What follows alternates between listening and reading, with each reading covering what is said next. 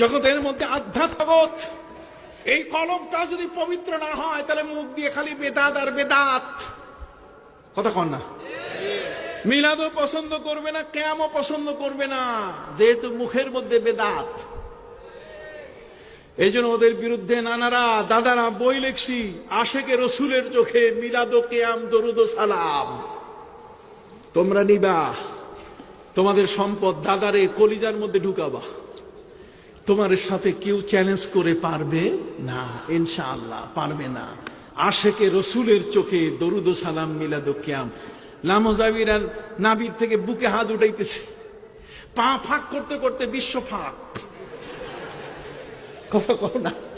পা ফাঁক করতে করতে বিশ্ব ফাঁক, নামাজের মধ্যে ঠ্যাঙ্গে ঠ্যাঙ্গে মারামারি।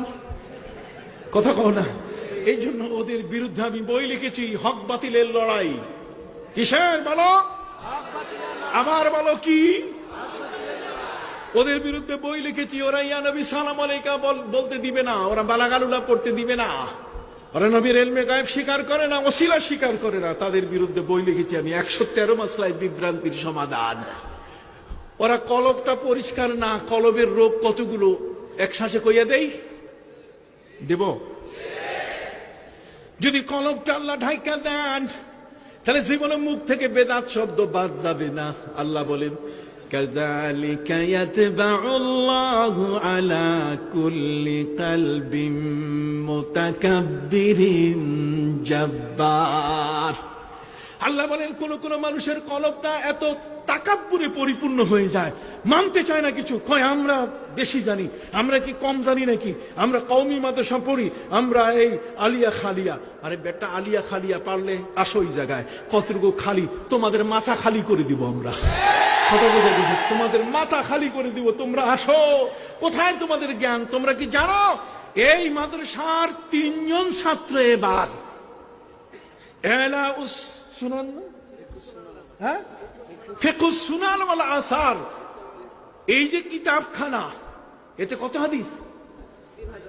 3000 হাদিস। 3 জন ছাত্র পুরা মুখস্থ করেছে। বলুন আলহামদুলিল্লাহ।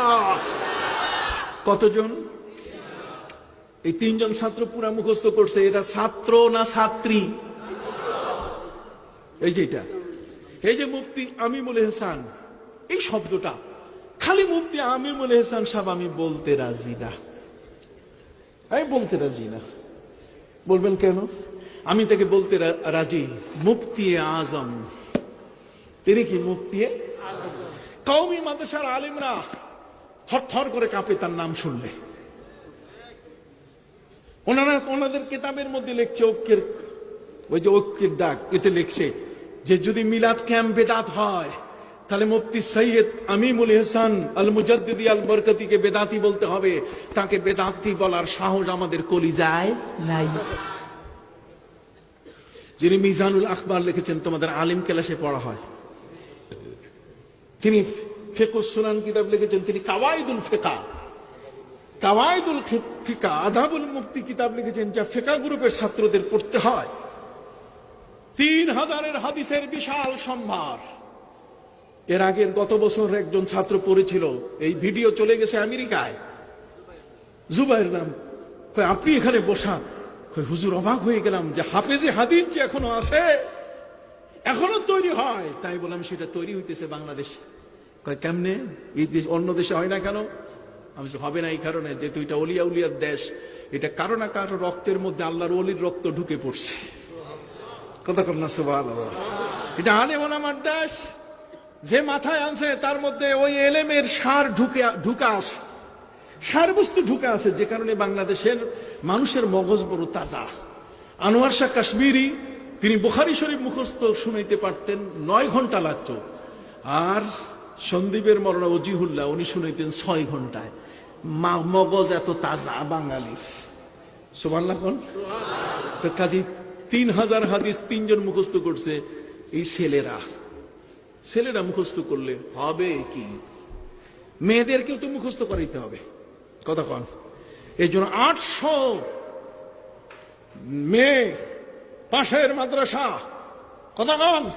এই পাশের মাদ্রাসার 800 জন মেয়ে, এরা এই দারুন নাজাত মহিলা মাদ্রাসায় তারা লেখাপড়া করছে। ওদের জন্য প্রিন্সিপাল সাহেব 13 কাঠা জমি বায়না করছে। সুবহানাল্লাহ। এই 13 কাঠা জমির দাম প্রায় 2 কোটি টাকার উপরে। কথা কন, কয় কোটি? নেপোলিয়ন বোনাপার্ট বলেছেন, give me a good mother, I shall give you a good nation. তুমি আমাকে একটা মা ভালো দাও, তোমায় একটা ভালো জাতি উপহার দেব। আমি বলি যে ভালো মাও যেমন দরকার, ভালো বাপেও দরকার। তো ভালো বাপ তৈরি হইতেছে, ভালো মা যদি তৈরি না হয় তাহলে হবে কি করে? এই জন্য ওই মহিলা মাদ্রাসা মা যদি বুখারীর হাফেজা হন, মা যদি ফিকহুস সুনানের হাফেজা হন, মা যদি অনুরূপ ভাবে এই মিশকাত শরীফের হাফেজা হন, মা যদি কোরআনের হাফেজা হন, খোদার কসম ওই পেট থেকে কালা জাহাঙ্গীর বাইর হবে না, সুব্রত বাইন বাইর হবে না, গলা কাটা আজিজ বাইর হবে না, কুত্তা আসলাম বাইর হবে না। ওই পেট থেকে বের হবে বড় পীর আব্দুল কাদের জিলানী, বের হবে খাজা মঈনুদ্দিন চিশতি আজমিরি, বের হবে ওই শাহ সুফি নিসারউদ্দিন আহমদ রহমতুল্লাহ আলাইহি, আবু জাফর মোহাম্মদ সালেহ রহমতুল্লাহ আলাইহি। অতএব আমাদের এই মা বর্তমান যুগে খুব দরকার। কেউ কেউ মহিলা মাদ্রাসাকে নানাভাবে ইগনোর করে। আমি যথেষ্ট কষ্ট পাই, আমার কলিজায় আঘাত আসে।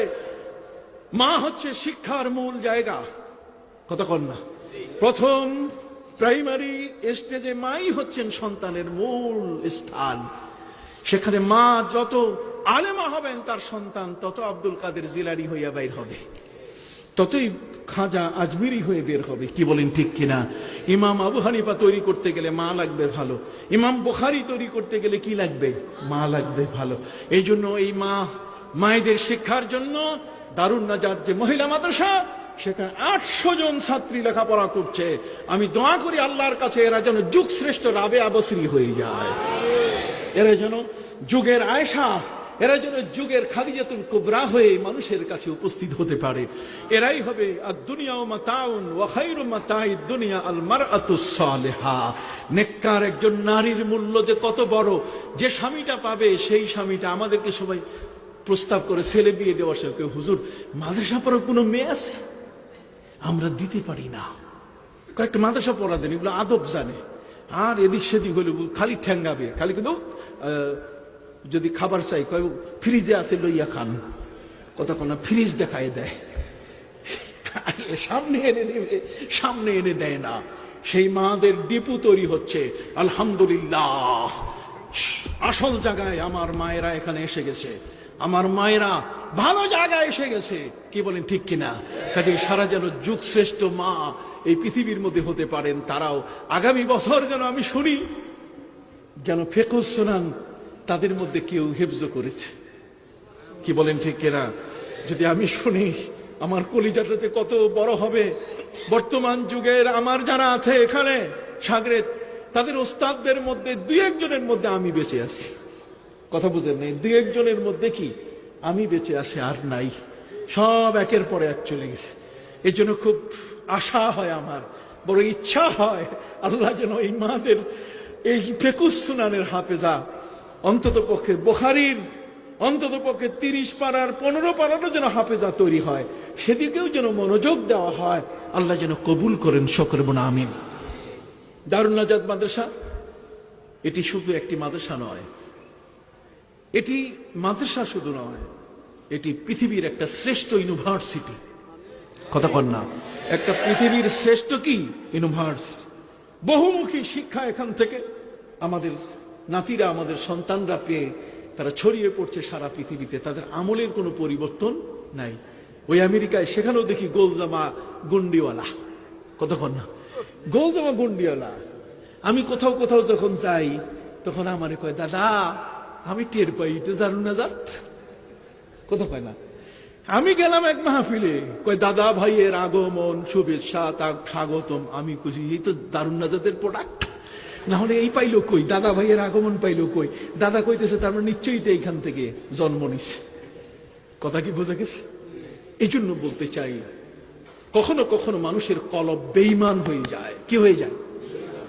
কি হয়ে যায়?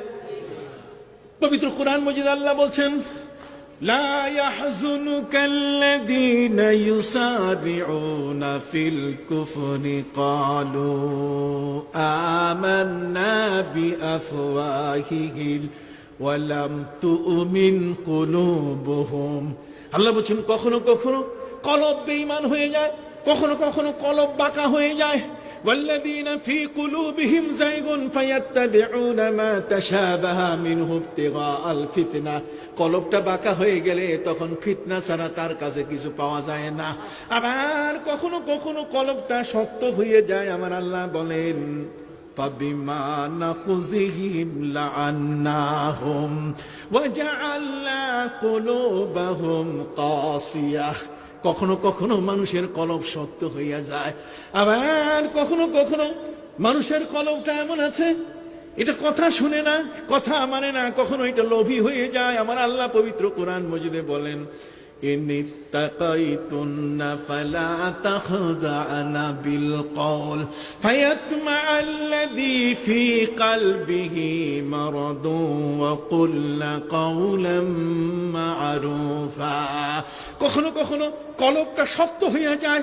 আমার আল্লাহ বলছেন ফাবিমা রাহমাতিম মিনাল্লাহি লিনতা লাহুম ওয়ালাউ কুনতা ফাযযান গালিযাল কলবি লাম ফাদ্দু মিন হাওলিক।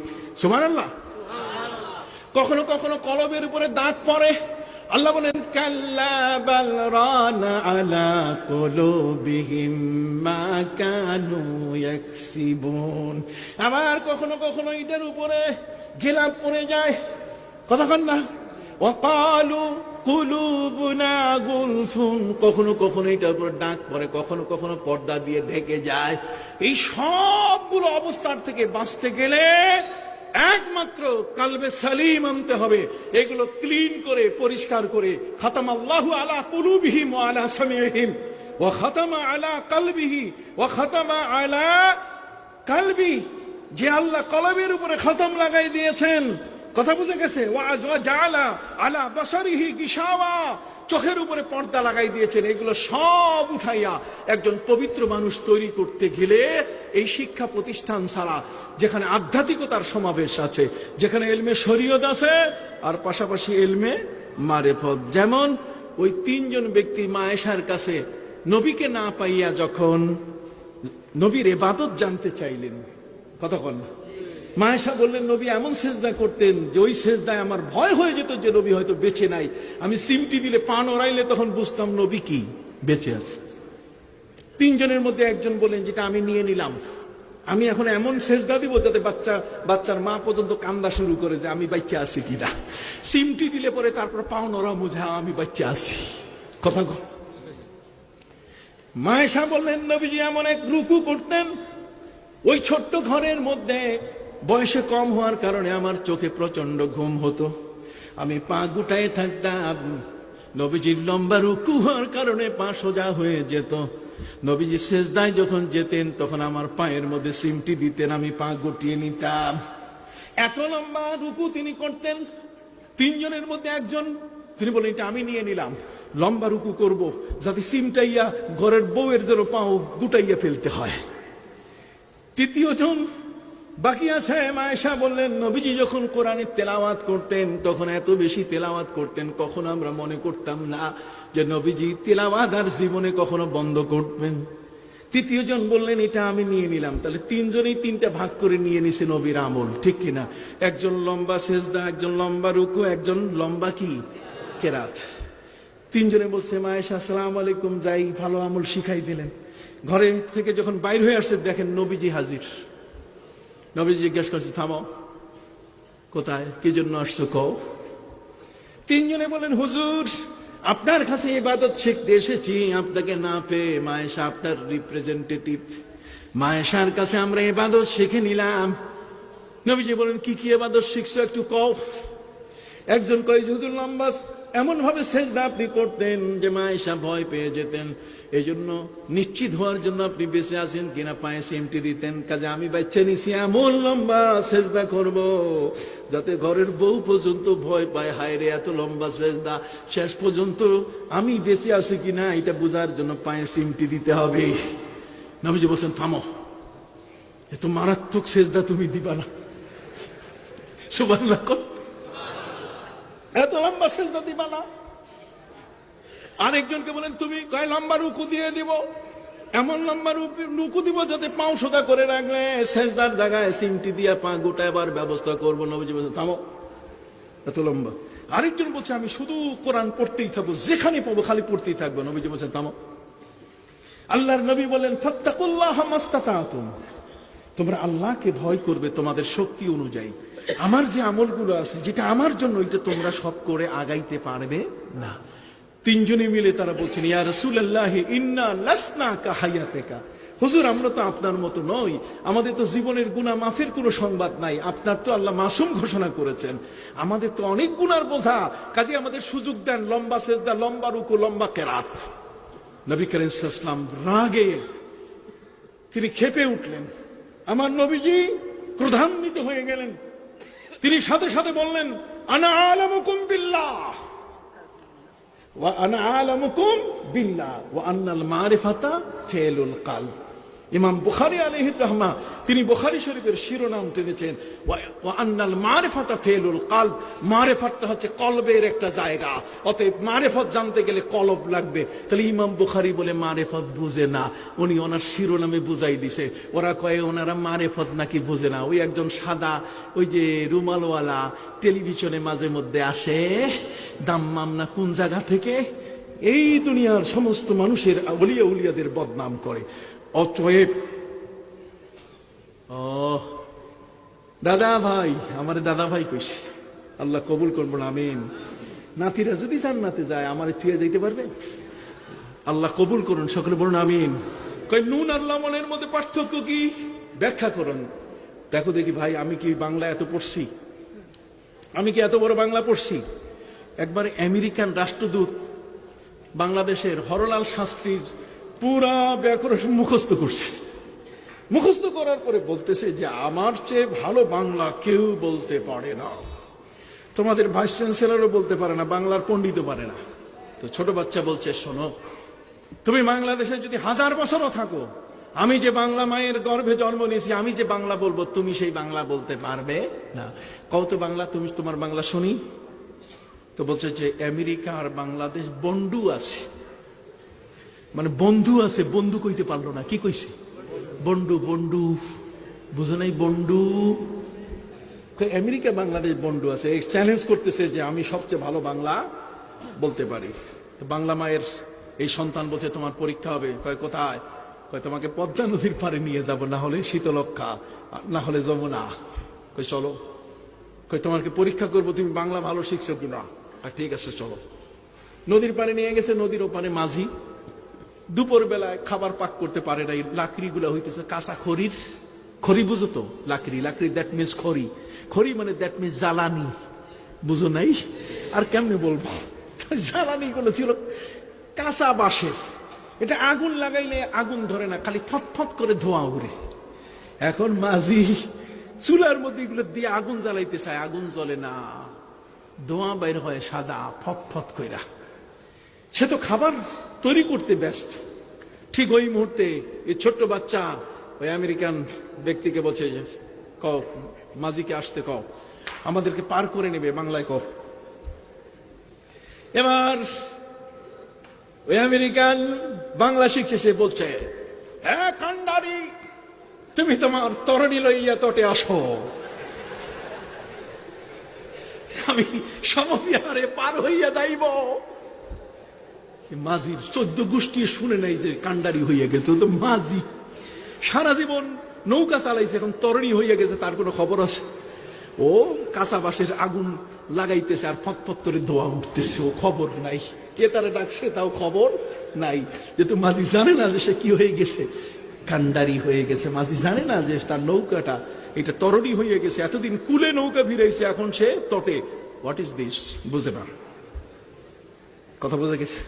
বারবার ডাকতেছে, মাঝি শুনে না। ছোট্ট শিশুটি বলছে আমি ডাকি, কয় ডাকো তো। ডাকা শুরু করছে, আর বেটা মাঝি মনস না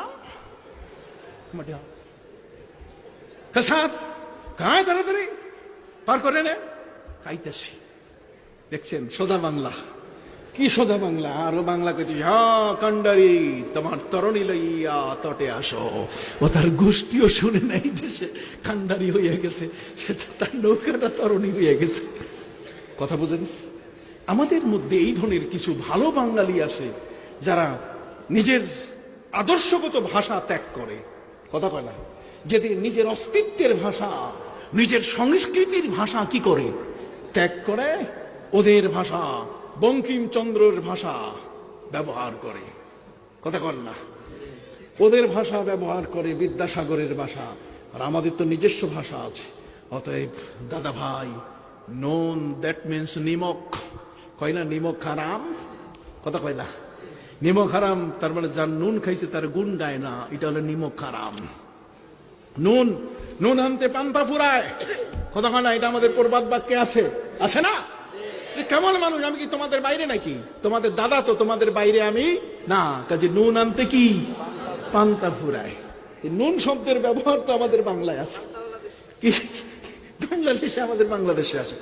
লবণ হইল মোল্লার লবণ, বুদ্ধি বাড়ে। কথা কয় না, কই মোল্লার লবণ খাইলে বলে বুদ্ধি বাড়ে। এটা কোনো কাম হইল? লবণ খাইলে বুদ্ধি বাড়ে? না না না। ইমাম বুখারী আলাইহির রহমা যখন ইন্তেকাল করতেছে, কি করতেছেন? ইন্তেকাল করতেছেন, মারা যাচ্ছেন, অসুস্থ হয়ে পড়ছেন। অসুস্থ হওয়ার সময় ডাক্তার দিয়ে আসছে, দেখো দেখি ওনার অসুখটা কি। আমাদের দেশের ডাক্তার ব্লাড, স্টুল, ইউরিন, বুঝো নেই বাংলা? কথা কয় না, রক্ত পরীক্ষা, পেশাব পরীক্ষা, পায়খানা পরীক্ষা, সারা দুনিয়ার সব পরীক্ষা করে টাকা জড়ায়। কথা বুঝে গেছে? এখন ইমাম বুখারী আলাইহির রহমার দেহের সব রক্ত থেকে সবগুলো পরীক্ষা শুরু করলেন। পরীক্ষা করে দেখে 40 বছরে কোনো তরি তরকারি খায় নাই। সুবহানাল্লাহ। গোশত খায় নাই, মাছ খায় নাই, শাক খায় নাই, ডাইল খায় নাই, কিছুই খায় নাই, শুধু শুকনা রুটি। তোমরা লবণ কইছো না, লবণ না, খালি নুন দিয়ে কি খাইছে? রুটি খাইছে। এই শুকনা রুটি নুন দিয়ে খাওয়ার কারণে আমার নবীজি সাল্লাল্লাহু আলাইহি ওয়াসাল্লামের একটা হাদিস, এটা হাদিস কেউ বলে কেউ বলে না, সেটা হলো মান আকালা কালিলান আজুমাত ফিকরাতুহু আল মা'দাতু বাইতু কুল্লি দা। নবীজি বলেন পেটটা হলো সকল রোগের রাজধানী। পেটটা হলো সকল রোগের কি? এটা একটা কবরস্থান। কথা কও না, এটা একটা কি? যা দিবে সব কবরস্থানে চলে যাবে। সাবধান। আল মা'দাতু বাইতু কুল্লি দা, এটা হচ্ছে সমস্ত রোগের কি? রাজধানী। এটা রাজধানী। কাজী মান আকালা কালিলান আজুমাত ফিকরাতুহু, যে কম খাবে মাথার বুদ্ধি বাড়বে। ওমান আকালা কাসীরান নামা কাসীরান, যে বেশি খাবে সে বেশি ঘুমাবে। কথা বল না, যে বেশি খাবে সে কি বেশি। এই জন্য বোর্ডিং থেকে অল্প খাইবা, খবরদার বেশি নিও না। কথা বুঝে গেছে? যা নিবা অল্প নিবা। দাদা কইয়া গেলাম বেশি খাইলে তোমার পেট খারাপ হলে আমি কি করব? আমাকে পাবা না, আমি বহু দূরে যাব। কি বলে ঠিক কিনা? এই জন্য খাবার মধ্যে নুন খাবা।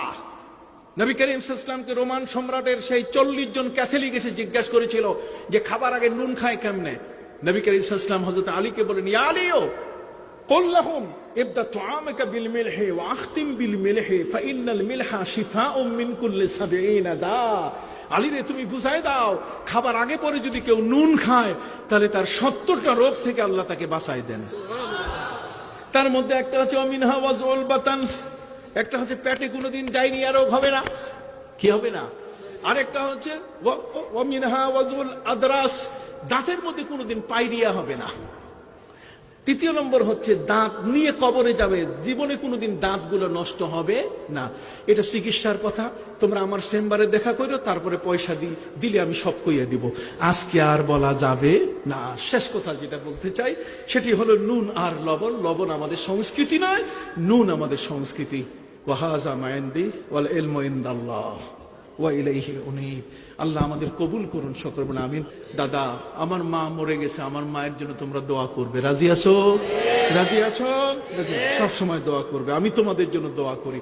তোমাদের রফে দারাজাত ইয়ারফাইল্লাহিল্লাযীনা আমানু মিনকুম ওয়াল্লাযীনা উতুল ইলমা দারাজাত। তোমাদের রফে দারাজাতের জন্য আমি আল্লাহর কাছে দোয়া করি।